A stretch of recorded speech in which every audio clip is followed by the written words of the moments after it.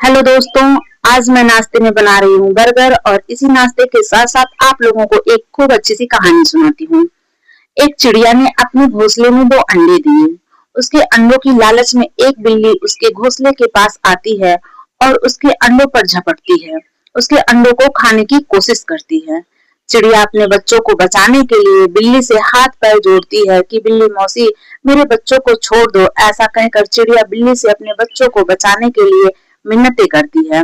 तब बिल्ली कहती है, अच्छा ठीक है, मैं छोड़ दूंगी तुम्हारे बच्चों को, पर ये बताओ मैं कैसी दिखती हूँ? लोग मुझे कहते हैं तुम बहुत बदसूरत हो, तुम बताओ मैं कैसी दिखती हूँ?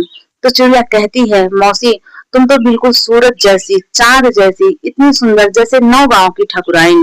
बिल्ली खुश हो जाती है और चली जाती है। अगले दिन बिल्ली फिर आती है और बच्चों को खाने की कोशिश करती है। चिड़िया फिर मिन्नतें करती है। बिल्ली फिर उससे पूछती है, बताओ मेरा मुंह कैसा? चिड़िया कहती है, तुम्हारा मुंह सूरज जैसा, चांद जैसा, जैसे 9 गांव की ठकुराइन। ठकुराइन बिल्ली फिर खुश हो जाती है और चली जाती है। ऐसे कई दिन चलता है।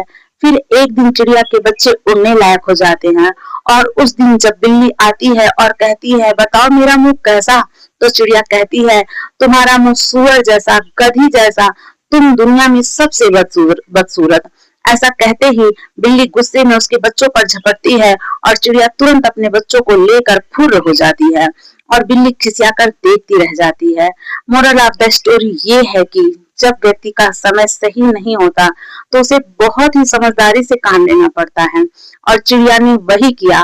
उसने अपने समय को देखते हुए बहुत समझदारी से काम लिया और जब उसका समय बदल गया तो उसने बिल्ली को मुंह तोड़ जवाब दिया और अपने बच्चों को लेकर फुर्र हो गई। तो इस कहानी से आपको क्या सीख मिलती है कि जब हमारा समय सही नहीं हो तो हमें समझदारी से काम लेना पड़ता है। तो दोस्तों, ये कहानी मेरी मम्मी हम लोगों को बचपन में सुनाया करती थी और हमें बहुत अच्छा लगता था इस कहानी को सुनकर। और जब हम बड़े हुए तो कदम कदम पर ये कहानी हमें याद आती है। तो दोस्तों, आप लोग बताइएगा कि मेरी कहानी कैसी लगी आप लोगों को और साथ ही साथ मेरे बर्गर की रेसिपी आप लोगों को कैसी लगी। मैंने ये नाश्ता बनाया थोड़ा हेल्दी नाश्ता, क्योंकि इसमें सैलेड वगैरह भी होता है, तो और मैंने बहुत ज्यादा कुछ ऐसी चीजों का यूज नहीं किया है कि जो हमें नुकसान दे।